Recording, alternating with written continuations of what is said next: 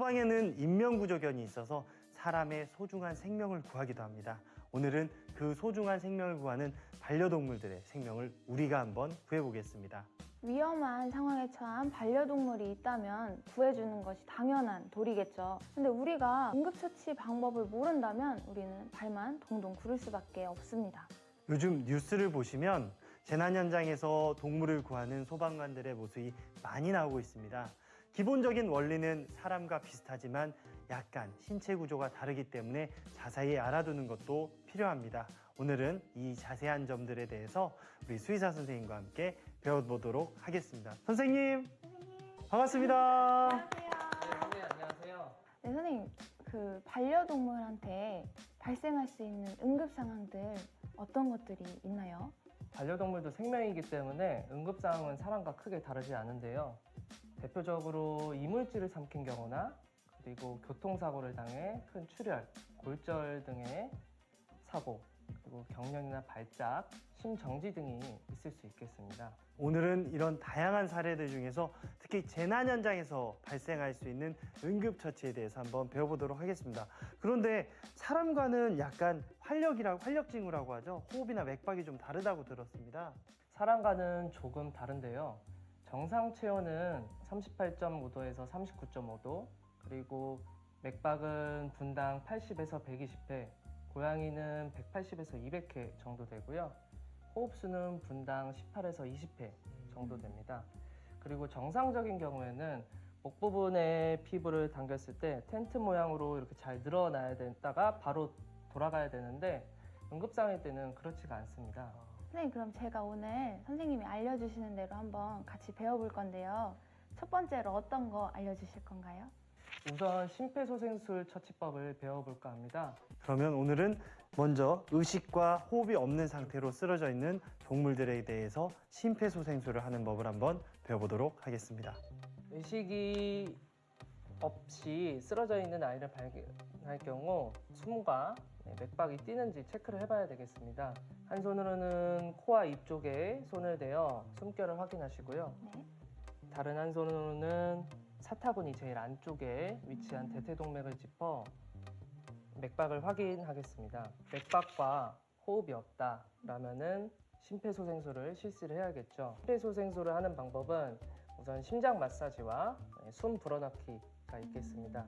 심장의 위치는 팔꿈치가 자연스럽게 올라왔을 때 닿는 가슴의 위치거든요. 여기요. 그래서 이 부분을 대형견의 경우 양손으로, 양손으로. 그리고 양손으로, 네, 소형견의 경우 한 손으로. 한 손으로. 네, 흉부 압박의 강도는 이제 흉곽이 3분의 1 정도 들어갈 수 있도록 해주시고요. 그리고 속도는 초당 2회 정도로 30회 반복하고 2번 숨을 불어주는 것이 한 사이클이 되겠습니다. 하나, 둘, 셋, 넷, 다섯, 여섯, 일곱, 여덟, 아홉, 열, 열하나, 열둘, 열셋, 열넷, 열다, 열여, 열일곱, 열여덟, 열아홉, 스물, 스물셋, 스물넷, 스물다섯, 스물여섯, 스물일곱, 스물여덟, 스물아홉, 서른.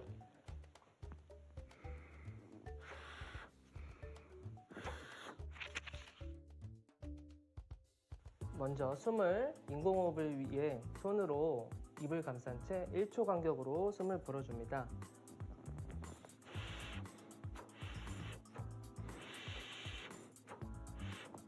덩치가 작은 반려동물에서는 세게 불면 세포가 터질 수가 있습니다. 그리고 호흡을 불 때는 호흡기도가 일직선상으로 될 수 있게끔 목과 몸통이 일직선상에 있을 수 있게 위치시켜줍니다. 호흡이 돌아오는 것을 확인해 봅니다.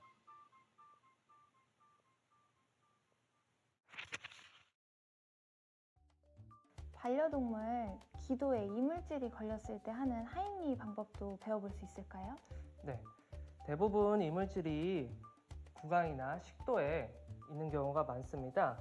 그럴 경우에는 반려동물을 들어서 입부분이 아래로 향하게 한 다음에 강하게 털어주셔야 합니다. 그러나 이럴 경우에도 이물질이 확인되지 않을 경우에는 아이를 거꾸로 든 다음에 반려동물의 명치에 손을 대고 강하게 압박을 해주십니다. 이렇게요. 네. 그리고 압박 횟수는 5번 해주시도록 해주시고요. 하나, 둘, 셋, 넷, 다섯. 이물질이 빠졌는지 확인을 해주신 다음에 만약에 잘 제거가 되었다 그러면은 신속히 동물병원으로 이송을 해주시면 좋겠습니다. 네, 선생님. 재난 현장에서 화상을 입은 경우에는 어떻게 대처해야 될까요? 화상을 입은 경우에는 화기를 제거하기 위해 10분에서 15분 정도 흐르는 차가운 물에 화기를 제거시켜 주시고요. 그 다음에 빠르게 동물병원으로 이송을 해주셔야 합니다. 네, 그러면 외상으로 인해서 출혈이나 골절을 당한 경우에는 어떻게 해줘야 될까요? 상처 부위가 감염되지 않도록 깨끗한 거즈나 또는 천으로 압박 지혈을 해주셔야 합니다. 골절 같은 경우에는 보호자님께서 무리하게 부먹을 대주시다가 오히려 강한 통증으로 인해 아이한테 물리는 2차적인 사고가 발생할 수 있기 때문에 이런 두꺼운 담요나 겉옷으로 아이를 감싸 안고 빠르게 병원으로 이송을 하셔야 합니다. 네, 선생님, 반려동물이 발작이나 경련을 일으킬 때 우리가 어떻게 해야 되나요? 네, 아이들이 발작이나 경련을 일으키는 경우에는 양측 안구를 경련이 멎을 때까지 지그시 압박을 해주시면 부교관 신경이 활성화되면서 아이들이 진정이 되는데 큰 도움이 됩니다.